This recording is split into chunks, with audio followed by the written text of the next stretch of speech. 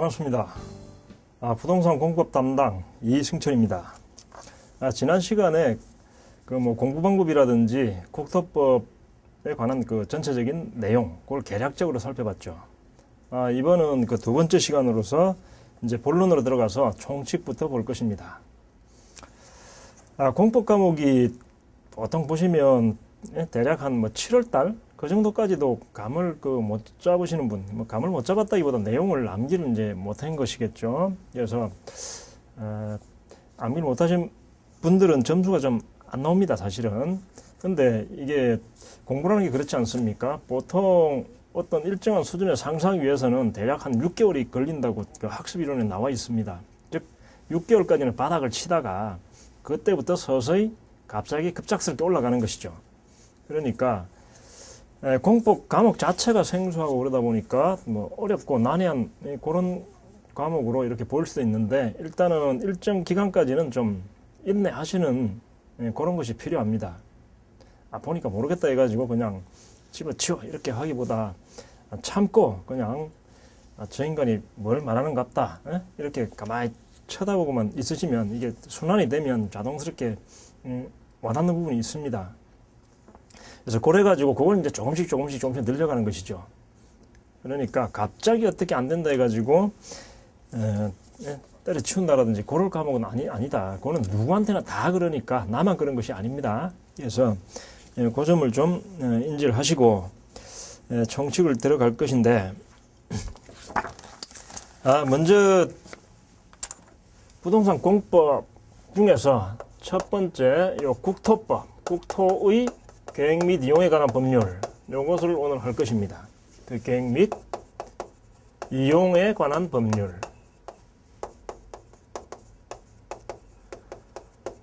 요것을 보시면 계획해가지고 이용해라 이런 뜻 아닙니까? 왜 계획표를 짜겠습니까? 뻔하죠? 효율적으로, 체계적으로 이용하기 위해서 그런 것이죠. 그래서 우리 국토 계획 및 이용에 관한 법률, 너무 말이 기니까 제가 이제 국토법이라고 하겠습니다. 국토법, 말이 너무 길다. 국토계획법 또는 국토법.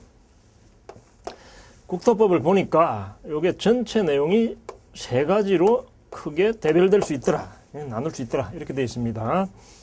첫 번째가 국토를 얼마나 효율적으로 이용하느냐, 국토 이용에 관한 계획을 짜보자, 이런 국토 이용 계획에 관한 내용이 나옵니다. 두 번째는 국토 이용 계획과는 전혀 이제 별개의 파트로서 계획대로 어떤 사업을 하거나 그런데 지장이 없는 범위 내에서 개인적인 개발 행위, 건축물을 짓거나 하는 행위, 이것을 할 때 난개발을 방지하기 위해서 허가를 받고 해라, 이런 개발행위 허가 파트가 나옵니다. 별개의 파트입니다. 이건 계획 체계. 요거는 계획에 방해되지 않는 범위 내에서 개인적인 건축물 건축, 공작물 축조, 이런 행위들. 그 다음에 세 번째 파트가 토지거래 허가 파트입니다. 거래 허가. 요거는 개발하는 것과 관련되어 있는 것이죠. 요거는 거래, 개발과는 관련 없어요.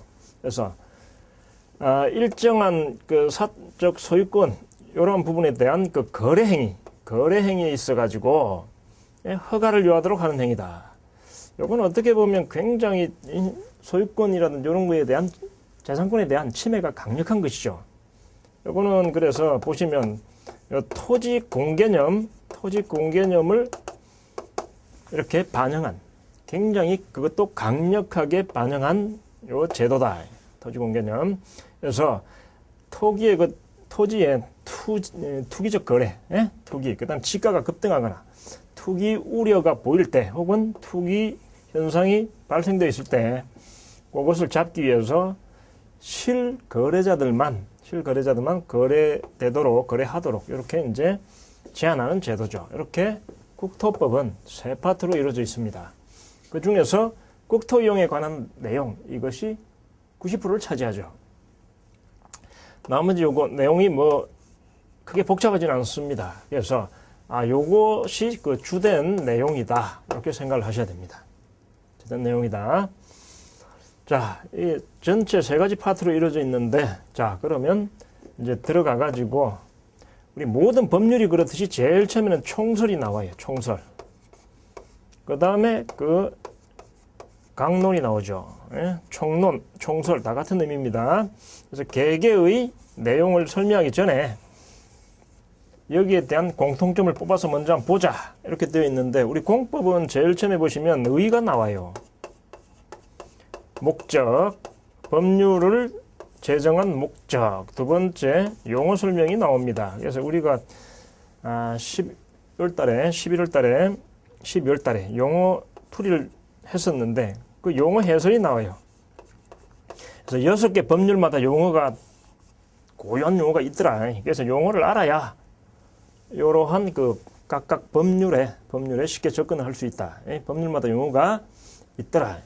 그래서 먼저 그 2페이지를 보시면 재정 목적이 나오는데 일단 이 국토법이라는 것은 아까 모든 그 공법이 공익을 위해서 있는 것이라 그랬죠.